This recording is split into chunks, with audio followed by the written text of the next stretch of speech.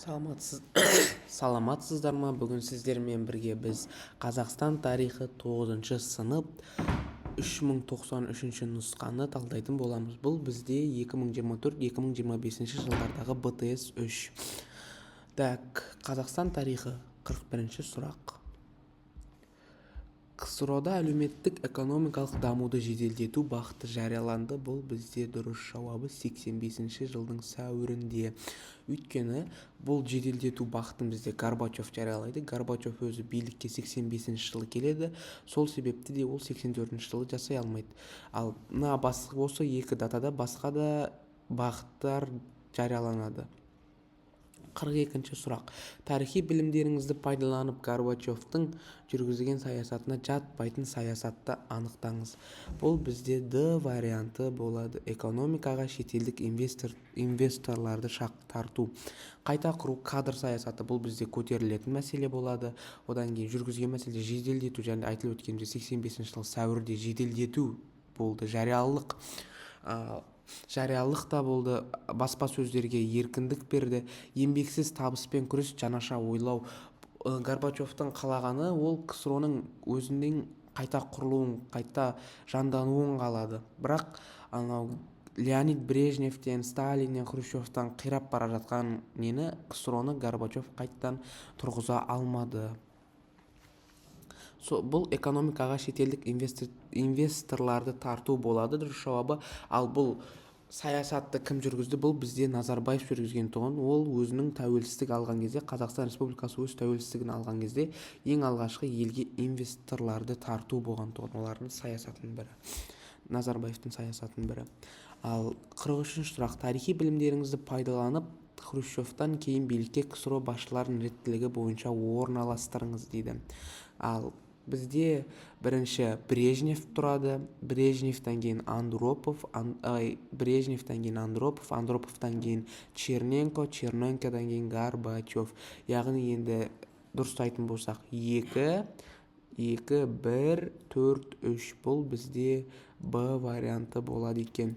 Ал Хрущев өзінің билік еткен жылдарын жылымық кезеңде, ол өзінің реформасында тың және тыңайған жерлерді игеру саясатын ұстанды. Ал Леонид Брежнев болса 64-82 жылдары, сол Хрущев 54-64 жылдар билік етті ғой. Ал Брежнев болатын болса 64-82 жылдар аралығында билік етті. Оның билік ету кезеңі тоқырау жылдар тұғын. Яғни КСРО енді тарқап, ыдырап, тоқырайын деп тұрған жерінде болған тұғын.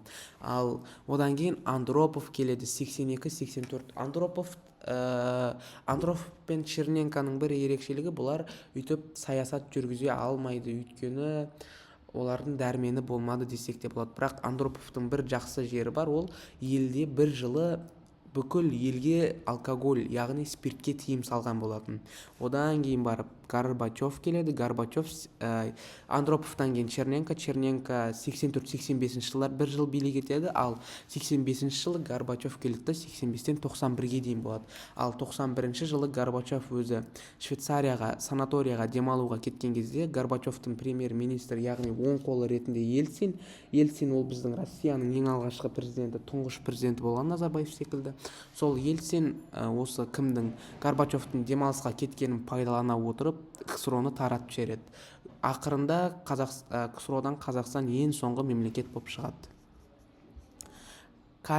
Картинканы пайдаланып КСРОда орын алған кезеңнің шарттатауы қалай дейді. Яғни суретте тұрған бұл бізде Горбачев, 86 жылы бұл бізде Горбачевтың билікке келуі, СССР құлап жатыр. Яғни бұл бізде қайта құру болады екен, жігіттер, қыздар, қайта құру кезеңі болады. Горбачевтың билікке келген кезі ол басқа да саясаттардан ынжықтанып қалған КСРОны қайттан құру ол мүмкін болмады. Невозможно болды бұл. Біздің орысша айтқанда невозможно болды бұл шаруашы. Бірақ Горбачев тырысты, жеделдетуге тырысты. 5 жыл ұстап тұрды. Нәтижесінде КСРО ыдырады. 45 сұрақ. 86 жылы 16 желтоқсанда Қазақстан ККП Компартиясының орталық комитет пленумында республика партия ұйымының басшысы етіп сайланды. Қазақстан Республикасының партиясы ретінде бұл бізде Геннадий Колбин болады екен. Яғни осы 16 желтоқсанда Геннадий Колбинді бізде сайлайды. Бұл ненің ерекшелігі өзі 18 минут па 15 минутқа ма созылады, бар жоғы. Ол бізде 86 жыл 16 желтоқсанға дейін біздің билік басымызда Қонаев отқан тұғын. Қонаевты сен өзіңнің шаруаңды бітірдің, келесі шаруаны бізге тындыр деп Қонаевты орнынан алып, оның орнына Қазақстанға аяқ баспаған, Қазақстанның мәдениетін, ділін, несін, салт дәстүрін де білмейтін, қазақ дегенде төбе шашы тік тұратын адамды әкеп, оны қазақтың несіне басшы етіп қойды, республикасының басшысы ретінде қойды. Бұған қазақ жастары мен жұмысшылар ашынды. Сол себепті де 16 желтоқсан, 17 желтоқсан, 18 желтоқсан күндері қазақ жастары осы жылы желтоқсан көтерілісін бастады. 86 жылы Алматы қаласындағы желтоқсан оқиғасына қатысқан жастарға тағылған айып. Бұл айып бізде қазақ ұлтшылдығының көрінісі. Панк-түркішілдік құбылыс деген бұл алашордаларды айтуға болады. Өйткені сол кезде панк-туркизм, пан-исламизм деп бөлініп жатқан тұғын патша үкіметтері КСРО келген кездері. Космополитизм депті біз кімді айтамыз? Космополитизм Хрущевті айтамыз, Сталинді айтамыз. Ал диссидент деп Брежневтің, Хрущевтің билік еткендерін, диссидент деген басқаша ойлаушылар, оларды психбольницаларға неғылған, жауып тастаған. Космополитизмнің бір несі құрбаны ретінде бізде Ермұхан Бекмұханов бар. Өз отанын сатқандар, өз патриотизмнен бас тартқандар деп оларды неғылған, қудалаған, яғни жала жапқан. Ал Алматы қаласында Ленин, қазіргі президентский парк па, Ленин алаңында, президент алаңында қазақ ұлтшылдығының көрінісі болған желтоқсан оқиғасы орын алады. 47-ші сұрақ. Елдегі буыны қатпаған демократия мен әкімшіл жүйенің тұңғыш қақтығысуы. Бұл бізде Жаңаөзен болады. Жаңаөзен, ойбай, кешірім сұраймын сіздерден. Жаны көргеніңе желтоқсан деп тұрмын ғой. Алматы қаласындағы желтоқсан оқиғасы болады. Алматы қаласындағы Ленин алаңы, сол кездегі Ленин алаңында желтоқсан оқиғасы 16, 17, 18 желтоқсан аралықтарында болады. Бұл көтерілістің ерекшелігі, бұған жұмысшылар да, студенттер де, жастар да көтеріліске шыға білді, бой көтере білді. Осы көтерілістің бірлері мені Қайрат Рысқұлбеков пен Мырзағұл Әбдіқұлов. Осы екеуі ұқсастығы, бұлар желтоқсан оқиғасының құрбандары. Бұл екі кісіге ату жазасы бұйырылған, өлім жазасы кесілген. 49. Жоғары кеңестің ұйғаруымен Қазақ КСР президентінің қызметі тағайындалды. 90 жылы мамырда бізде Қазақ КСР-ның президенттік несі тағайындалады. 90 жылдан бастап президенттік қызмет тағайындалады. 50-ші сұрақ. Тарихи білімдеріңізді пайдаланып, 86 жылы желтоқсанда Алматы қаласында болған саяси оқиғаға қатысты дұрыс дәйектерді анықтаңыз. Қарасақ, 8500 адам қамауға алынды, 9000 адам қамауға алынды, 200-ден астам адам сотталды, 100-ден аса адам сотталды, ал жазалау жедел құпиясы бұрқасын құйын деп аталды. Бұл бізде факт. Оқиға Хрущев атындағы алаңда болды. Бұл бізде не факт? Мен айтып өткендей, Ленин атындағы алаңда болады. Ербол Сыпатаевқа жасақшыны өлтірді деген айып тағылды. Бұл бізде факт емес. Бұл әлгі Сыпатаевқа ма, немесе Қайраттың өзіне бір жасақшыны, Савицкийді өлтірді деп айып тағады Қайрат Рысқұлбековке. Ал желтоқсан оқиғасына қатысқандарды ақтау жөнінде комиссия төрағасы Шаханов болды. Енді факт бізде 5 пен 8, енді қарайық. 7 мен 5 пен 8, бірақ мына бірінші вариант болмайды. Өйткені біз нақты факт деп тұрғанымыз ол. Сіздер енді мына факттардың бәрін білулеріңіз керек деп айта алмаймыз. Өйткені логикамен, осындай сәйкестік келгенде логикамен ұштастырып жіберуге болады. Сіздер бір 2 нақты факт білсеңіздер, немесе 3 нақты факт білсеңіздер болды. Қарайық. бізде 5 пен 8 нақты факт. Енді қарайық, А варианты келмейді, Б варианты келеді, С варианты келеді, не Д варианты келмейді. Енді қарайық, 2 немесе 4 немесе 1 немесе 4. Енді осының өзінде 4-тің бізде не екен, шын вариант екені көрсетіліп тұр. Енді 9 мың адам қамауға алынды ма, немесе 8500 адам қамауға алынды ма? Әрине бізде 9 мың адам қамауға алынады. Осы логикамен сәйкестендіріп жасауға болады. Қараңыздар, менде бір осындай лайфхак бар. Қараңыз, бір рядқа қарасақ, қай сан 2 рет қайталанса, ол шын факт деп мен өзім сөйтіп сеземін. Мынаны қараңыздар, 2 мен 2 қайталанған, сонда бізде дұрыс жауап 2 болады. 4 пен 4 қайталанған, дұрыс жауап 4 болады. 5 пен 5, мынаяқта 6 мен 7 тоже қайталанған ғой. Ал біз қарадық, 5 пен 8 ол бізде шын факт болғаннан кейін біз оны не қыламаймыз. 6 мен 7 ойбай 2 рет кездесті деп хайвай шығарамаймыз. Сол үшін бірінші нақты факттарды біліп алайық, қалғандарын логикамен ұрсақ, ол тиеді. 51-ші сұрақ. Оқиғаларды реттілігі бойынша орналастырыңыз. Қазақ КСР президентінің қызметін бекіту. Қазақ КСР, Кеңестік социалистік республика президентінің қызметін өткізу жөнінде 90-шы жылы болды. Қазақ КСР тілдер туралы заңы 89-шы жылы 22-ші қыркүйекте. Қазақстан Республикасының мемлекеттік тәуелсіздік туралы конституциялық заңы. Енді қараңыздар, тәуелсіздік туралы конституциялық заң дейді. Тәуелсіздігі туралы бұл бізде қашан жазылды? Тәуелсіздік алғаннан кейін ғой. Енді бірақ біздің ең алғашқы конституциямыз ол 93-ші жылы жазылды. Ал Қазақ КСР-ның мемлекеттік егемендігі туралы декларация бұл бізде 90-шы жылы 25-ші қазанда жарияланады. Енді қарастырсақ, мынау мамыр 1 болады біріншісі. Біріншісі Қазақ КСР тілдер туралы заң қабылданады. Біріншісі Қазақ КСР туралы заң. Ол 89-шы жыл болды. Енді сразу вариантқа қарасақ, 1, 2, 3, 4 болмайды, А мен С болмайды. Енді Б мен Д бізде арғарай 1. Қазақ КСР президенттің қызметін бекіту дұрыс. Сразу 22-ші қыркүйектен кейін 90-шы жылы мамыр оқиғасы сол. Одан кейін 4-ті қарай Қазақ КСР егемендігі туралы декларация, ол да дұрыс, 90-шы жылы 25-ші қазан мамырдан кейін болатын. Одан кейін барып Қазақстан Республикасының тәуелсіздігі туралы, яғни бізде дұрыс жауап Б варианты болады екен. 52-ші жылы 91-ші жылы 10-шы желтоқсанда біз не болды? Бізде Қазақ КСР Қазақстан Республикасы болып өзгертілді. Ал Қазақстан БО-ға мүшелікке қабылданды 92-ші жылы наурызда қабылданады. Қазақстан Республикасы ТМД-ға мүше болды. Ол басқа датада болады. Бірақ 91-ші жыл емес, өйткені Қазақстан Республикасы деп тұр. Яғни әлі тәуелсіздік алмағанын көрсетіп тұр осы сөйлемнің өзінде. Ал Қазақстан Республикасында президент сайлауы өтті. Бұл бізде 91-ші жылы 1-ші желтоқсанда.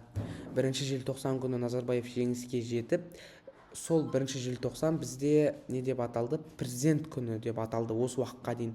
Бірақ ол мереке биыл алынып тастағанына 2 жыл ма, 3 жыл ма болды ол мерекені алып тастағанымызға. 53. Шәкен Ниязбеков, Жантарбек Мәліков, Жұмекен Нәжімеденовтер бізде мемлекеттік рәміздердің авторы, жігіттер, қыздар. Мемлекеттік рәміздердің авторлары болып табылады екен. Шәкен Ниязбеков өзі ту жасайды. Жандарбек Мәліковпен бірге Жұмекен Нәжімеденов бар. Жандарбек Мәліковтың қасында Шотаман Уәлиханов деген кісі екеуі елтаңбаны жасайды.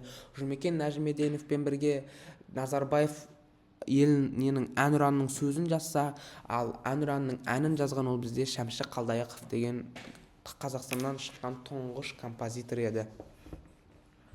54. Мемлекеттік саясат пен құқықтық халықаралық қарым-қатынастардың негізгі түрде принциптерін салтанатты түрде жариялайтын құжат бұл бізде Конституция болады екен. 91-ші жылы 1-ші желтоқсанда болған оқиға. Айтып өткендей, тұңғыш президент сайлауы өтті. Мемлекеттік рәміздер бізде қашан қабылданып, бізде мемлекеттік рәміздер тәуелсіздік алғаннан кейін барып қолға алынды. Яғни 92-ші жылдары қабылданып бастады мемлекеттік рәміздер. Ал тұңғыш валюта теңге айналымға айналды 93-ші жылы бізде валюта теңге айналды. Ал еліміздің тәуелсіздігін жариялады 91 жылы 16 желтоқсанда.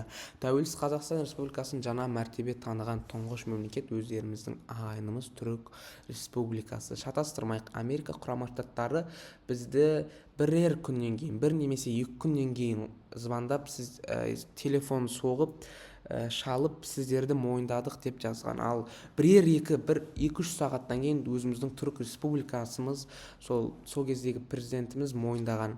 Қытай Халық Республикасы, қателеспесем, сол 91 жылы қаңтарда немесе наурызда мойындаған.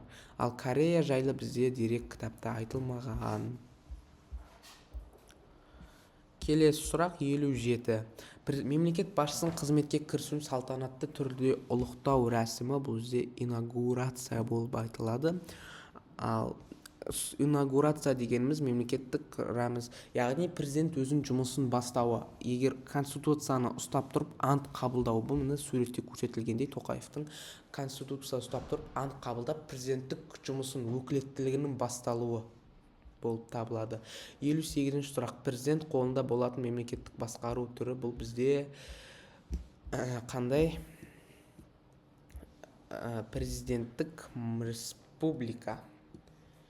Бұл 95 жылы 30 тамызда қабылданған конституцияның нәтижесінде біз президенттік республика болып табылдық. Ал 93 жылы немен санағанда 93 жылы 28 қаңтарда қабылданған немен біз парламенттік республика болған едік. 93 жылдың 28 қаңтарынан 95 жылдың 30 тамызына дейін.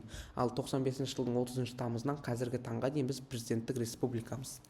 Қазақстан Республикасы 25 қазан, бұл бізде республика күні болып табылады екен. Назарбаевтың жеке басшылығымен жүзеге асырылған қазіргі заманның аса ірі геосаяси жобасы, бұл Астананың бой көтеруі.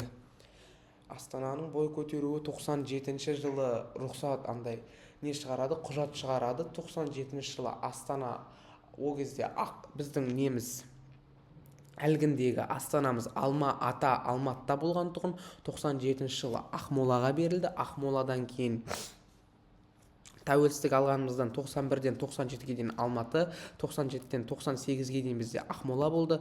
Ал Ақмола 98 жылы Астана деген атаумен өзгертіліп, Астана 98-ден сол 2022-ге дейін ба, жоқ, 2019-ға дейін Нұрсұлтан, 2019-дан 2022-ге дейін Нұрсұлтан, сосын Нұрсұлтаннан қайттан Астанаға өзгертіліп, қазіргі таңда Астанамыз әсемдеп бой көтеруде. Бұл геосаяси жоба деп атқаны, өйткені Астананы, мемлекеттің Астанасын Елорда төріне, Арқа төріне, Сарыарқа төріне тарту болып табылды, геосаяси болып тұрғаны. Орданың қақ ортасына, мемлекеттің қақ ордасына тарту геосаяси жобасы мемлекет Назарбаевтың өзінің жеке басшылығымен жүзеге асырылған геосаяси жоба. Ал сіз 9-шы сынып оқушылары, сіздерге тілерім, БТС-тен топ 100-ге кіруді сіздерге тіледім. Алла нәсіп етсе, БТС-тен топ 100-ге кіріп кетіңіздер. Асықпай, саспай, уайымдамай тапсырып шығыңыздар. Білетін сұрақтарыңыз жолықсын. Ал ендеше сау саламатта болғанша.